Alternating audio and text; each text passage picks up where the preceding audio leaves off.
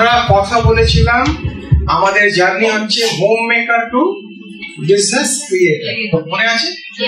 আর আমি একটা story share করেছিলাম এই পরের স্লাইডের মধ্যে, যার মধ্যে আমি বললাম আপনাদের সবার ভিতরে খনি রয়েছে, আর এই খনিটাকে আজকে বিকেল পর্যন্ত বার করতে একটু বার হয়েছে, একটু ফিলিংটা পেয়েছেন কি কি খনি রয়েছে আপনাদের মধ্যে? কারা ডিসিশন নিয়ে ফেলেছেন যে আমি আর পেছনের লাইফে ফিরে যাব না, এখান থেকে নতুন লাইফ আরম্ভ হয়েছে? অলমোস্ট সবাই। কি ডিসিশন নিয়েছেন একটু জানতে পারি কি? বাপের বাড়িতে বাবার পরিচয়, শ্বশুর বাড়িতে বরের পরিচয়, এখন চাই আমার পরিচয়। সুপার। বাপের বাড়িতে বাবার পরিচয়, শ্বশুর বাড়িতে এখন আমার নিজের পরিচয় হচ্ছে। মেরি আওয়াজ হি মেরি পেহচান, লতা মঙ্গেশকর বলেছেন, রাইট? ঠিক আছে, ওনার ছাড়া কেউ যদি বলতে পারেন আর কি কি ডিসিশন নিয়ে বলুন একটু শেয়ারিং নাও। আমার জীবনটা একটু অন্যরকম। আমি এখানে যখন এসেছিলাম আমার বাড়ি থেকে প্রচুর প্রবলেম ছিল, সেই প্রবলেমটার জন্য আমাকে বন্দি করেও রাখা ছিল, চাকরি দেওয়া হয়েছিল ঘরের মধ্যে। বলতে তো হবে যতই কষ্ট হোক না, আমার বলতে হবে, খুব মেরেছি। সেই দিনকে আমি ডিসিশন নিয়েছিলাম যে ওখান থেকে আমি চলে আসবো। সেই দিনে আমি ডিসিশন নিয়ে আমি ওই বাড়ি থেকে ছেড়ে আমি আমার শ্বশুর বাড়ি আছে, সেখানে আমার শ্বশুর শাশুড়ির কাছে আমি এসেছিলাম।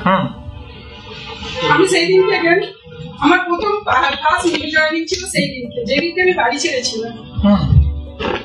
আমি জেদ ধরেছিলাম যদি আমি এখানে মার খেয়ে যদি এখানে রয়ে যাই তাহলে আমার নিউ জয়েনিংটা হবে না আজকে, আর এই জয়েনিংটা যদি আমি না করতে পারি আমি লাইফে ডিসিশন আমি নিতে পারবো না। যাকে আমি নিয়ে গেছিলাম সে আমাকে একটা কথা বলেছিল যে দিদি ভাই তোমাকে এত করে মেরেছে, জ্বর হয়ে গেছে, তুমি এক সপ্তাহ তুমি যাবে, যে আমি যদি আজকে ঘুরে না বেড়াই আমাকে আবার ওই লাইফে ফিরে যেতে হবে, মার খেতে হবে। আমি সেই দিনই ডিসিশন চেঞ্জ করে দিয়েছিলাম। তারপরে তাকে নিয়ে গিয়েছিলাম, নিয়ে গিয়ে তাকে জয়েনিং করেছিলাম। জ্বরে 3 দিন পড়েছিলাম, আমি ওষুধ খেয়েছিলাম, খেয়ে আর আমি তারপর থেকে ওই বাড়িতেই আমি যাইনি, আমার হাজব্যান্ডকে আমি পুরো ছেড়ে দিয়েছিলাম। আর সেই জায়গা থেকে আজকে আমি 15 মাস জয়েনিং, 14 মাস লিডারশিপ করেছি, 1 মাস শুধু সাবজেক্টটাকে 2,10,000 টাকা প্রত্যেক মাসে, প্রতি মাসে না, মানে এই 14 মাসের জার্নি। আর আমি নিজে লিডারশিপ করেছি, প্লাস আমার নিচে থেকে টিম থেকে লিডারশিপ করি। এটার জন্য হয়েছে আমার স্যার বিশ্বজিৎ দলুই, উনি আমাকে সাহস দিয়েছিলেন আর উনি এই পথটা আমাকে দেখিয়েছিলেন। সবসময় উনি আমার হাতটা ধরেছিলেন যে সুজাতা তুমি পারবে, তোমার মধ্যে সেই জেদটা আছে এবং তুমি কষ্টের লাইফটা জানো, কিন্তু তোমার ভবিষ্যৎটা কি আছে তুমি সেটা জানো না, তুমি যদি আমার মতন করে যদি এই কাজটা করতে পারো, সেই জন্য আমি আজকে এই জায়গায় এসেছি।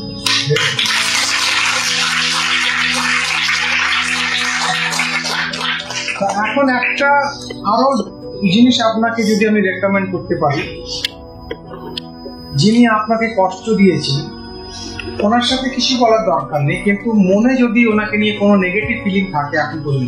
না স্যার, ওনার সাথে আমার আজ 2 বছর হলো কোনো কথা নেই, কথা দরকার নেই, আর ওনার সাথে আমার কোনো দেখা সাক্ষাৎ দরকার নেই, কিন্তু বসুন আমি এক্সপ্লেন করে দিচ্ছি আমি কি বলতে চাইছি। বিষ বাইরে থাকে না, ভেতরে থাকে। আমি যাকে হেট করি ওর কিছু হয় না, আমার ভেতরে ক্ষতি হয়। তা আপনাকে একটা থেরাপি বলবো, একটা ট্রেনিং দেবো, আপনি আজকে থেকে ওনার দেখা করা দরকার নেই, মনে থেকে প্রার্থনা করবেন যে ভালো থাকুক, যেখানে থাকুক ভালো, আপনার ভেতর থেকে বিষটা বেরিয়ে যাবে আর আপনি আরো ভালো মানুষ হতে পারবেন। আমার একটা কবিতা রয়েছে, আমার হিন্দি একটু বুঝতে পারেন? हमारा कविता रही शुक्रिया जिंदगी मेरे ऊपर नफरत के अंगार बरसाने का, और यही मौका है तेरे ऊपर प्यार दिखाने का।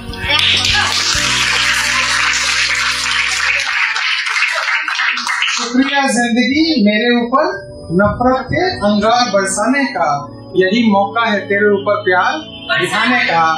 और आज गम मने कष्ट, आज गम में आंसू भी निकल आए तो क्या है, बहुत दिन के बाद वक्त मिला है दिल के बोझ को हल्का कराने का।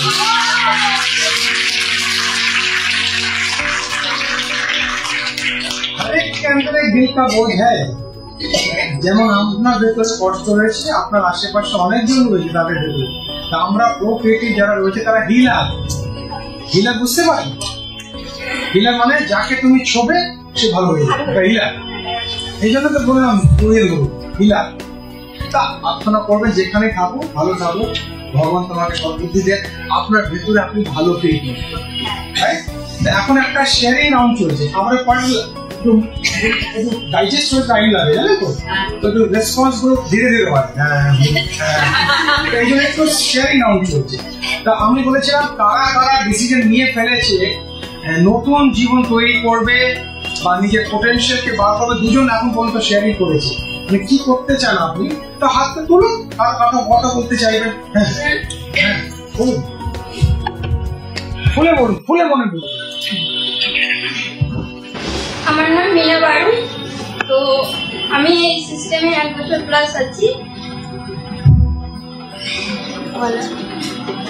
তো আমি এখানটায় 1 বছর আমি লিডারশিপ অ্যাচিভ করছি তো ওই ম্যাডাম যেটা বললো ওনাদের কাছাকাছি আমি আমার একটা মেয়ে আছে 18 বছরের ছেলে আছে 15 বছর তো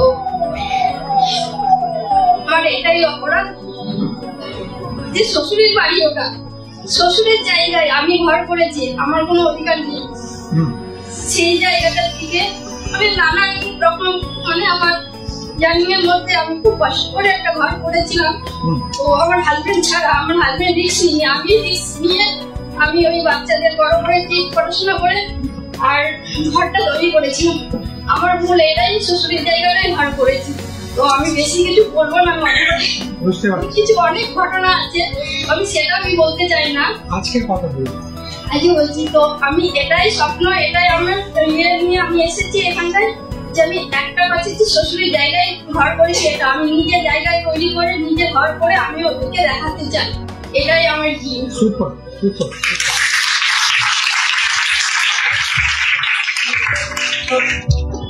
आपने कुछ सोचा बताना चाहेंगे मैं दूं आपको স্যার আমি সুন্দরবন বাসন্তী থেকে আসছি আমার নাম নাজিমা পারভীন আমি সিদ্ধান্তটা অনেক আগে নিয়েছি যেহেতু আমি গ্রাজুয়েশন কমপ্লিট করেছি যখন অনেক টর্চার আমারও বিয়ে হয়ে গেছে আমার 10 বছরের বেবি আছে তো যখন অনেক টর্চার সব মেয়েদের হতে হয় ফিজিক্যাল টর্চারটা বড় কথা মানসিক টর্চারটা বড় যেটা স্ট্রেস বাড়তে কিভাবে আসে সেটা অনেক দিক সিদ্ধান্ত অনেক আগে নিয়েছি তারপরেও পড়াশোনা করেছি ফের আমি ফিজিওথেরাপিতে ডিপ্লোমা করে এখন জব করছি কিন্তু আমি এটা ফিরে আমাকে চাই না আমি চাই ওকে আমি দেখিয়ে দিই যে তোমার মতন আমি অনেকে পিছনে রেখে এগিয়ে আসতে পারি আমি হাত নামতে চাই না আমি কাঁদতে চাই না আমি চাই ও আমাকে দেখে ধীরে ধীরে ফিল করুক যে ও আমাকে হারিয়েছে আমি ও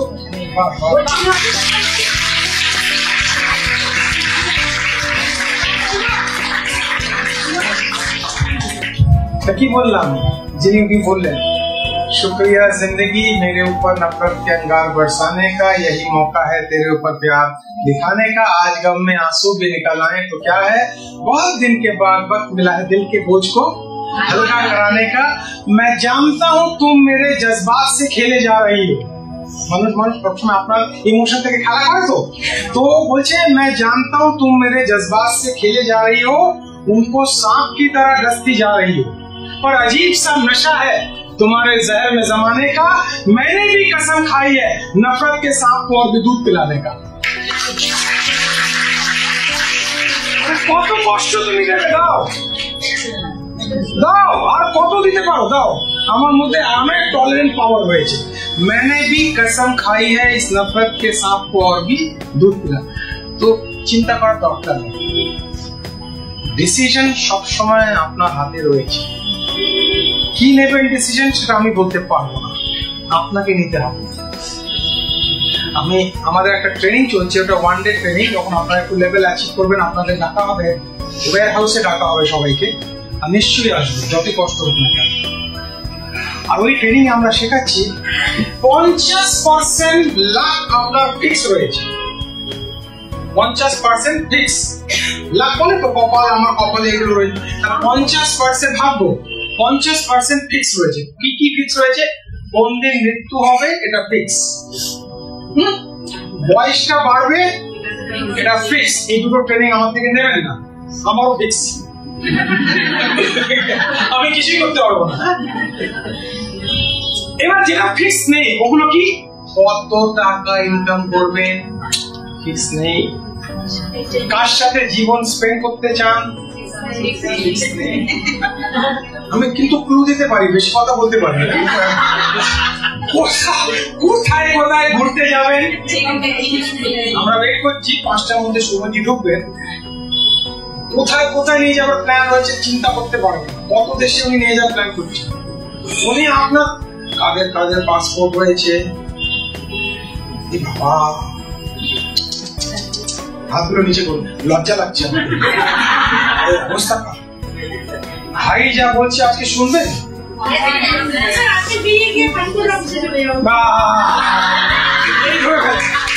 এই ধরে ফেলেছে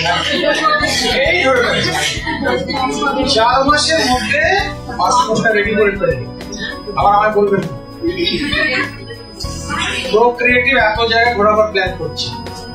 আবার বলি কত টাকা ইনকাম করবেন ফিক্স নেই, কোথায় কোথায় ঘুরতে যাবেন ফিক্স নেই, কোন জায়গায় বাড়ি নেবেন নতুন ফিক্স নেই। ওগুলো আজকে রাত্রে বেলা ফিক্স করতে হবে, ঘুমাবার আগে ভেবে নিয়েছি ওটা ফিক্স করতে হবে। হ্যালো হ্যালো হ্যালো, আমি যখন 20 বছর আমার বয়স, কলকাতায় ছেড়ে আমাদের এক রাতে যেতে হলো। এই কলকাতা যেটা আমার, যেখানে আমার জন্ম, আমার রক্ত মুখে রয়েছে। বাবার বিজনেসটা ওভারনাইটে শেষ হয়ে গেল। ওভারনাইট 4টে দোকান ছিল ধর্মতলা স্ট্রিটে, এই ধর্মতলা স্ট্রিটে বিজনেস শেষ। এখন 2টো বোন রয়েছে, একটা আমার থেকে একটু ছোট আর একটু কম। ওদের নিয়ে ট্রেনে বসে এক রাতে কলকাতা ছেড়ে দিলাম, সব কিছু শেষ। ওখানে গেলাম, বাবা 6 মাসের মধ্যে মারা গেলেন, লাং ক্যান্সার ছিল, তো সব আমার উপরে চলে গেল।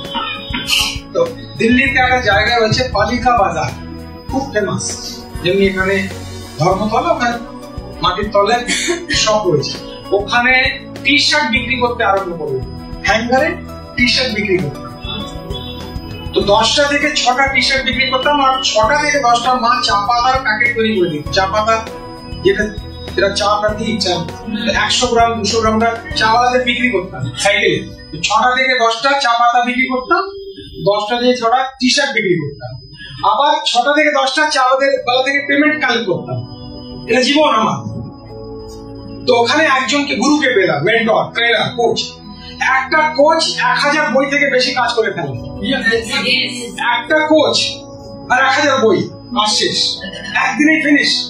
তো আমাকে 3টে জিনিস শেখালো, যেটা আমি আপনাকে শেয়ার করতে চাই। একটা গুরু পেলাম। প্রথম, পেছনে দেখবেন না, ফিরে তাকাবেন না, কোনদিন বলবেন না ওহো পুরনো জীবনটা ভালো ছিল। সবসময় বলবেন ভালো জীবন আসছে। এটা ক্লিয়ার হয়েছে? প্রথম জিনিস হচ্ছে। দ্বিতীয়, কোনো কাজকে না করবেন না। হ্যালো, কোনো কাজকে না করবেন না। আর থার্ড, সম্পর্কটা বাড়ান। কে আপনার কিসমত পাঠিয়ে দেবে আমরা জানি। আমি এই 3টে কাজ আরম্ভ করলাম 1991, তখন 21 বছর বয়স। তো পাখা বন্ধ করতে বলছে, হ্যাঁ, তাহলে এসিটা একটু চলবে, পাখাগুলো বন্ধ করবে। তখন আরম্ভ করলাম 1991, 92-তে একটা ভালো চাকরি পেলাম। 94-এ এমন একটা সুযোগ পেলাম, ট্রেনিং দেওয়ার সুযোগ পেলাম, ট্রেনিং এ জয়েন করে ফেললাম। এখন এই 94 থেকে 2024 ডিসেম্বর ট্রেনিং এ কত বছর কমপ্লিট করছি জানেন? 30 বছর। হ্যাঁ, আর মনে জানেন কি হচ্ছে? এই তো আরম্ভ করলাম, এই তো খেলাটা আরম্ভ করলাম। মানে ভেতর বয়সটা 54, মনটা 4 বছর। ওই ধরনের অবস্থা। পেছনে ফিরে তাকাবো, যা হয়েছে। আর একবার মানুষ যখন বিশ্বাস হারিয়ে ফেলে, আমি ওকে চান্স দিতে চাই। আমি বোঝাতে পারছি কি বলতে চাই? তুমি একবার কষ্ট দিয়েছো, তোমার উপরে এত শিগগিরই বিশ্বাস করা जाए ना। तुम गलती करोगे ठीक है, गुनाह करोगे बर्दाश्त नहीं। गलती और गुनाह মধ্যে তফাৎ রয়েছে। গলতিটা না জেনে হয়, গুনাহটা জেনে বুঝে হয়। জেনে বুঝে কষ্ট, জেনে বুঝে কষ্ট, ওটা ওটা হয়। যারা জেনে বুঝে কষ্ট নিয়েছে ওরা আসছে তো, সবাই আসছে কলকাতা, সব ফিরছে। ওদের কি বললাম? কিছু টাকা চাই, নিয়ে নাও, আমি অ্যাভেলেবেল নেই। হ্যালো হ্যালো, কিছু টাকা চাই, নিয়ে নাও, ইউপিআই করে দিচ্ছি, এটা দিতে পারো, আমি টাইম দিতে পারবো না, আমার টাইমটা বুক করেছি। ইগো বলে না, কারণ ওরা আবার ওই সেই কুকুরের ল্যাচ, জানেন তো কুকুরের, আরে বাবা একবার এক্সপেরিমেন্ট, কি বললো ম্যাডাম? আমাকে কিছু বলবেন? আবার দেখুন না, আবার চলুন, আমার পাড়াতে চলুন, আমি বাংলা ভাষায় কথা বলবো। কুকুরের লাশটা একটা পাইপে ঢুকিয়ে এক্সপেরিমেন্ট করা হলো, গল্পটা শুনুন, গল্পটা শুনুন। পাইপের মধ্যে ঢুকিয়ে বললো আজকে এই লাশটাকে সিদ্ধি করে খাবো। এবার সব দাঁড়িয়ে রয়েছে পাড়াতে, আজকে কুকুরের লাশটা ছিঁড়ে হবে। এই পাইপটা বার করছে, কুকুরটাও দাঁড়িয়ে রয়েছে, কুকুরটা হচ্ছে করো না, কি হবে অবস্থা। এই বার করছে বার করছে বার করছে বার করছে, লাস্ট মোমেন্ট বলতে লাশটা সোজা রয়েছে। যেই পাইপটা বার করতে আবার ওই অবস্থা। হয় না, হয় না, হয় না। যে বিশ্বাস হারিয়ে ফেলেছে তাকে বিশ্বাস আনতে পারবেন না। আমি কি বলতে চাই, বলতে পারছেন ব্যাপারটা? আপনি আনতে পারবেন। বিশ্বাসটাই খেলা। আমি অফলাইন দিয়েও বলি কোনোদিন বিশ্বাস হারাবেন না, অনলাইন দিয়েও বলি কোনোদিন। আর সবচেয়ে ভালো রিলেশনটা কি জানেন? যে মহিলা এটা বলতে পারে আমি আমার অফলাইনের কাছে আমার বাড়ি থেকে বেশি সিকিউর রয়েছে, ও ভালো অফলাইন। হ্যালো, এইটা হচ্ছে সিকিউরিটি, যা রেসপেক্ট করা। ভালোবাসা মানে হচ্ছে রেসপেক্ট। আমরা ভালোবাসাটাকে ঠিক জায়গায় নিয়ে যাই। ভালোবাসার মধ্যে যদি রেসপেক্ট নেই, কোনোদিন দাঁড়াতে পারবে না। তাহলে ওকেই আপনি চান্স দেবেন যে আপনাকে রেসপেক্ট করতে হবে। আপনার শরীর বা আপনার বডিকে যে পছন্দ করে, কোনোদিন ভালোবাসতে পারবে না। ও ভালোবাসা চিপ কোয়ালিটির ভালোবাসা, যে আপনাকে রেসপেক্ট করে, আপনার নলেজকে রেসপেক্ট করে, হ্যাঁ, আপনার আপনার পার্সোনালিটি, আপনার চিন্তা ভাবনা, বিচারধারাকে। এই জন্য আমি সবসময় মানুষকে দেখে নিজের জীবনের জায়গা চিনতে হবে। মানুষকে চেনাও একটা আর্ট। কিভাবে মানুষকে চিনতে হবে এইভাবে আমি জানতাম, আমি জানতাম। 2 নম্বর আরো 2-4টে রয়েছে, ভালো না? এই লাঞ্চের পরের সেশনে একটু হালকা ফুলকা হয়, তারপরে ভিতরে ঢুকবো, ঠিক আছে? যাকে দুটো প্রশ্ন জিজ্ঞেস করেছো হাসি খুশি বলে দিচ্ছি, নামটা শেষ করে দিচ্ছি। নামটা পছন্দ হয়েছে, ভাই দিয়েছে, রেখে নাও তাহলে। শুনুন, মানুষকে কিভাবে চিনবে, খুব ভালো প্রশ্ন। 2-3টে জিনিস আমার এক্সপিরিয়েন্স থেকে বলছি। আপনি ধরুন কোন রেস্টুরেন্টে বসে রয়েছেন, বেয়ারাকে কিভাবে ডাকছে, এই চলে আয়। রেসপেক্ট, যে বেয়ারাকে রেসপেক্ট করতে পারছে না, আপনাকে কিভাবে? প্রথম পদে, ঠিক আছে?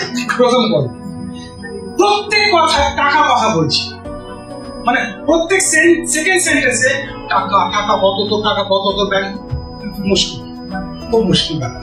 মানে এর নজরটা আপনার টাকার উপরে রয়েছে। হ্যালো, মানে সবসময় চিপ কোয়ালিটির ভালোবাসা পছন্দ করে। আমি ওর মধ্যে যেতে চাই না, মানে তুমি কখন তোমাকে পাবো, কখন তোমাকে পাবো, মানে একটা জায়গায় ফোকাস রয়েছে, কোনোদিন কাজ চলবে না। ভালোভাবে আবৃত্তি নেই, কবিতা নেই জীবনে, ভালো ডিসকাশন নেই, সব চিপ লেভেলের ডিসকাশন, ঠিক আছে? ফোর্থ, যে মানুষের মধ্যে ঝগড়া করিয়ে দেয়, আমি কি রয়েছি আপনার সাথে? মানে যে ঠাকুর রামকৃষ্ণ একবার স্কুলে গেলেন, অনেক পুরোনো কাহিনী, শুনেন ভাই থেকে শুনে।